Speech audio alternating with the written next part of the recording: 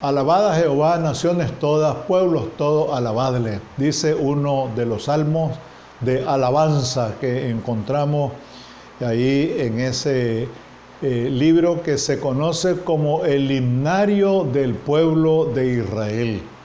Ellos usaban los salmos y todos tenían música, y ese que acabo de mencionar es uno de ellos.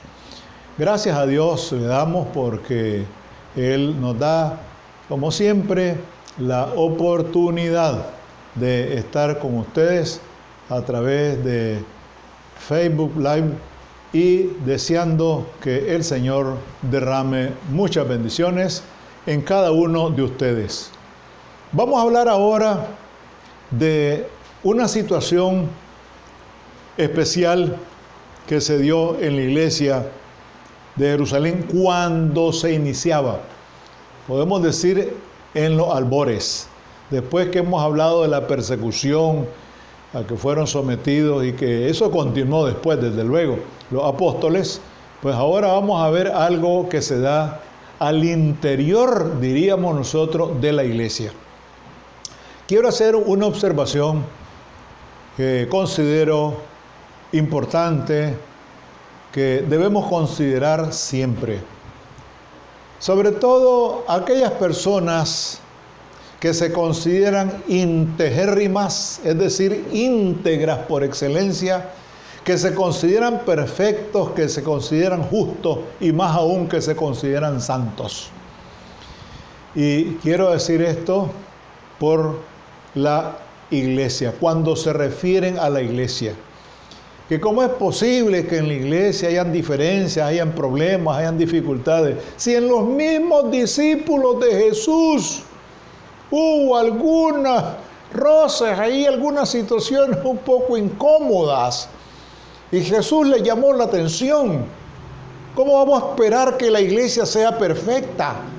Recordemos, y esto es muy importante, y si lo quiere subrayar, subráyelo. Los seres humanos somos la perfección imperfecta que podemos volver a adquirir la perfección a través de Jesucristo. Repetimos, los seres humanos somos la perfección imperfecta que podemos adquirir la perfección nuevamente a través de Jesucristo. Hemos dicho reiteradas veces que en la iglesia llegamos de toda clase de personas, con problemas, con dificultades, con rencores, con cosas tan desagradables, pero con la ayuda del Señor, con ese proceso de crecimiento espiritual, pues vamos mejorando, vamos cambiando. Y es algo que muchas personas no quieren entender y no aceptan el cambio. Piensan que alguien que fue borracho y que ahora no lo es, ¿cómo es posible? Dicen que ese borracho esté predicando. Él fue, ahora no es. ¿Y quiénes eran los discípulos de Jesús? Pensemos en eso. Mateo era un publicano. Era un cobrador de impuestos que se echaba mucha plata a la bolsa de una manera irregular, de una manera que no era nada sana. ¿Por qué no pensar en eso? Meditemos que nosotros no somos las personas indicadas para estar señalando y para estar diciendo, ¿y cómo es posible que este o aquella es tal y tal cosa y ahora esté en la iglesia? Es que el Señor tiene poder para cambiar. El Señor está dispuesto a cambiarlo a usted. Si usted no anda bien, si usted lleva una vida desordenada, y si usted lo desea, el Señor lo puede cambiar. Pues en la iglesia, capítulo 6 de los Hechos de los Apóstoles, nos encontramos con el siguiente fenómeno.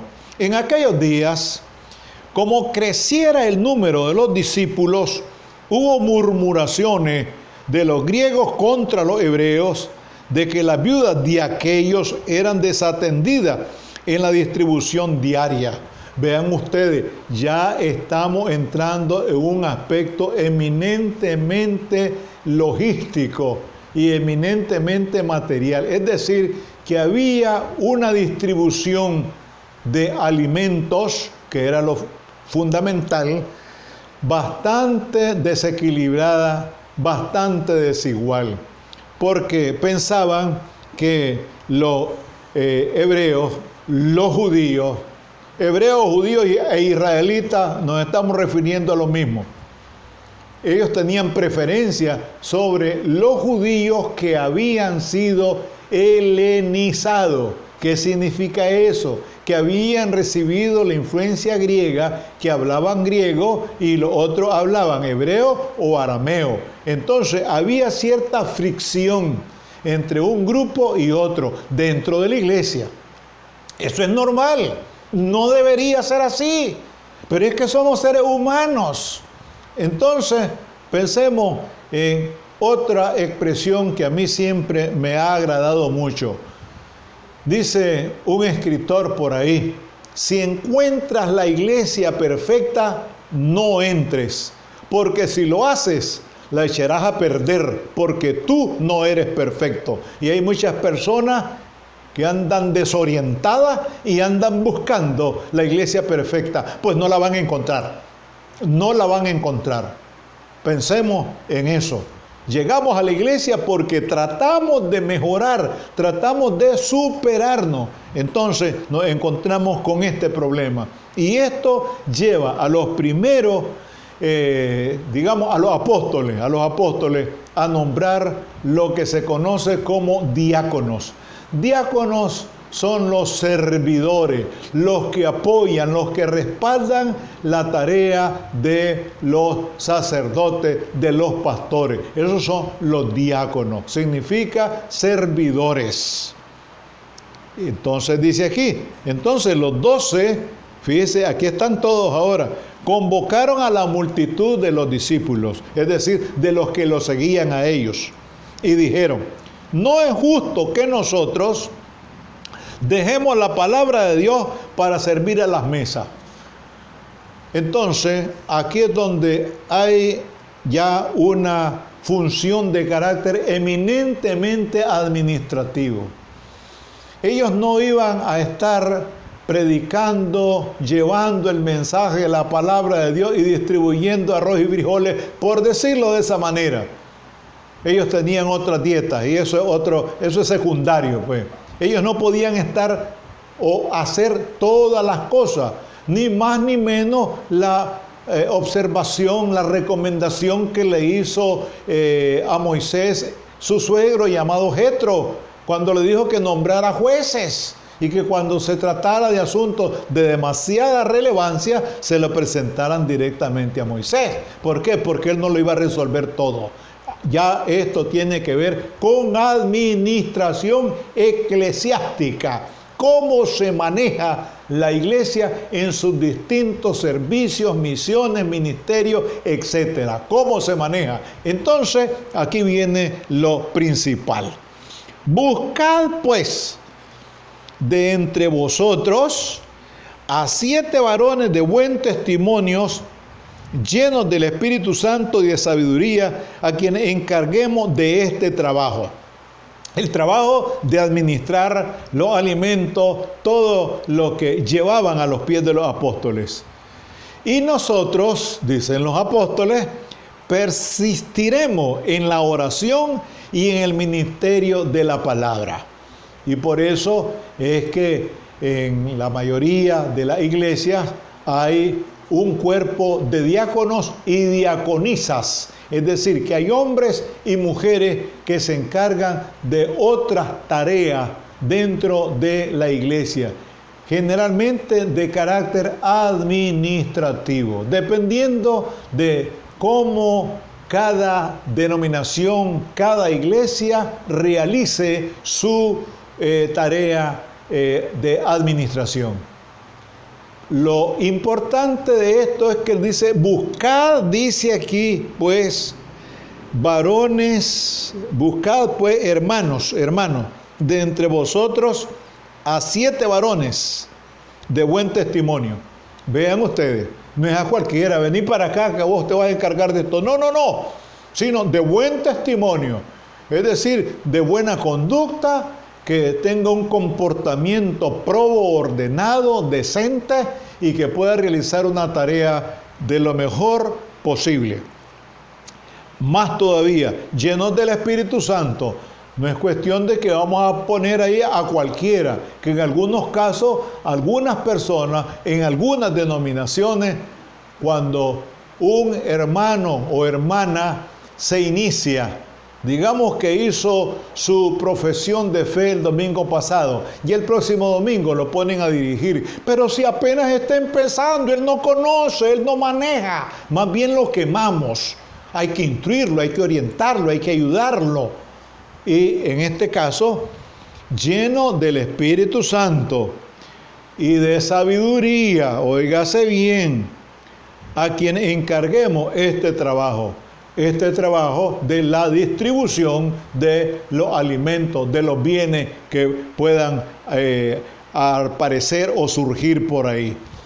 Y aquí nosotros vemos una decisión eminentemente democrática y que esto da pie al gobierno congregacional. Hay algunas iglesias que tienen gobierno congregacional. ¿Cómo así? Por ejemplo, los bautistas tenemos gobierno congregacional. Es la iglesia la soberana, con la ayuda del Señor, desde luego. Aquí no es asunto de que porque somos la iglesia, pues vamos a tomar decisiones así precipitadas. No, no, porque aquí lo vemos en la Biblia. Pero hay que tomar en cuenta a toda la iglesia, a todos los miembros plenos, los miembros activos, los miembros que han sido bautizados en el nombre del Padre y del Hijo y del Espíritu Santo y que tienen militancia en la iglesia, que no son de ocasión, sino que son beligerantes. Veamos ahora. Agradó la propuesta a toda la multitud. Vean qué bien, hermano. Hay consenso, hay consenso.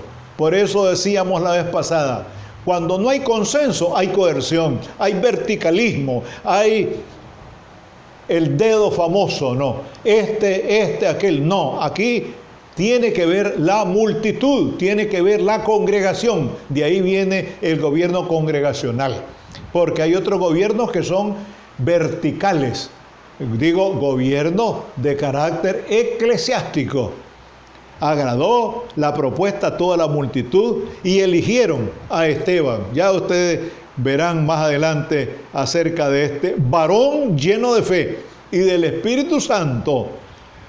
A Felipe, a Prócoro, a Nicanor, a Timón, a Parmena y a Nicolás, prosélito de Antioquía. Antioquía de Pisidia y Antioquía de Siria, aquí no lo señala.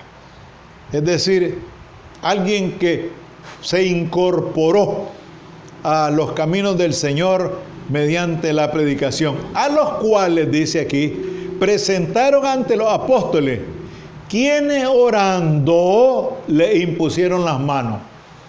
Fíjense que lo llamaron, por decirlo de esta manera, vengan, preséntense cada uno de ustedes ante toda la congregación, ante toda la multitud, para que los conozcan, para que se den cuenta quiénes se van a encargar de hacer este magnífico trabajo, porque también eso tiene que ver con la obra del Señor. Y dice aquí, después que los presentaron, ¿verdad? Dice, orando, pidieron la dirección de Dios. Por eso insistimos, siempre que nosotros tengamos que tomar una decisión, oremos al Señor. Siempre que tengamos que emprender un camino, un viaje, una tarea, un estudio, lo que sea, sí, hasta para casarnos, hasta para realizar cualquier negocio, Señor, ilumíname, Señor, oriéntame, indícame ¿Qué es lo que debo hacer? Dame sabiduría para tomar la mejor decisión. Y aquí dice, ¿quiénes orando? Después que los llamaron y los presentaron, bueno, ahora vamos a orar. Vamos a poner esto en las manos del Señor. Y por eso decía, no es asunto de tomar decisiones así, porque a mí se me ocurre, porque a mí me parece. No, sino que todo debe estar bajo la dirección, bajo la voluntad de Dios. Por eso yo no acepto para nada que yo declaro esto, yo declaro lo otro. No. Todo tiene que ser conforme a la voluntad de Dios. Y siempre menciono este versículo que aparece en 1 de Juan 5:14, que dice, y esta es la confianza que tenemos en Él, que si pedimos alguna cosa conforme a su voluntad, hay que subrayarlo. Él no oye. Conforme a su voluntad. Y recordemos la oración de Jesús allí en Getsemaní. Padre, si es posible, pase de mí esta copa, pero que no se haga mi voluntad, sino la tuya. ¿Y cuál fue la voluntad del Señor? Que su Hijo fuera a la cruz. En otras palabras, le negó a su propio Hijo. ¿Para qué? Para que nosotros pudiéramos alcanzar la vida abundante y la vida eterna. Imagínense ustedes, Dios escribe recto sobre líneas torcidas. Y aquí lo vemos en este caso. Y dice aquí, orando, le impusieron las manos. Es una forma de confirmar, de consagrar y de darle, por decirle así, las facultades para realizar la tarea que le habían encomendado. ¿Y qué resulta de todo esto? Fíjense que esto tiene su impacto, tiene su resultado.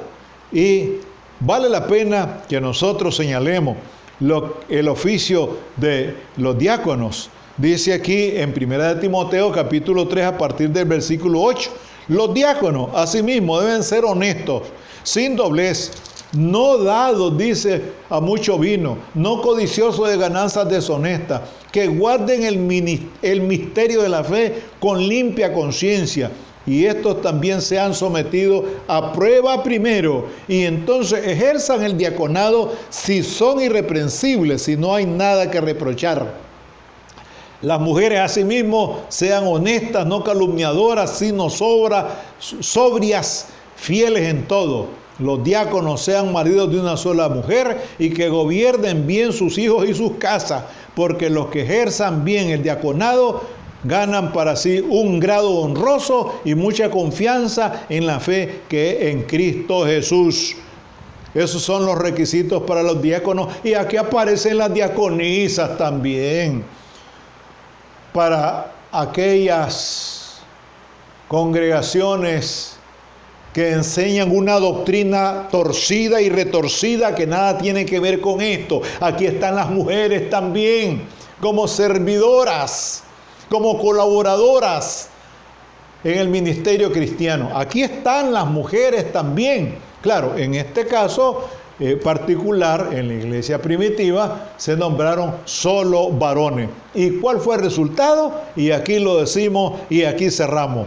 Y crecía la palabra del Señor y el número de los discípulos se multiplicaba grandemente en Jerusalén. También muchos de los sacerdotes obedecían a la fe. Gracias al Señor por ese impacto que la palabra del Señor ha tenido a través de todos los tiempos, a través de toda la historia. Gracias, Padre, porque tu palabra permanece para siempre. El cielo y la tierra pasarán, pero tu palabra no pasará. Y gracias, Señor, por aquellos hombres y mujeres también que han trabajado, que han colaborado, que están colaborando en la obra, en el establecimiento de tu reino en esta tierra. Muchas gracias, Señor, porque nos permites una vez más compartir el mensaje de tu palabra. Quédate con nosotros y bendice a todos nuestros hermanos, amigos, pastores, pastoras, etc. Nos encomendamos a tu cuidado en el sagrado nombre de tu Hijo amado, nuestro Señor y Salvador Jesucristo, que vive por siempre y para siempre. Amén.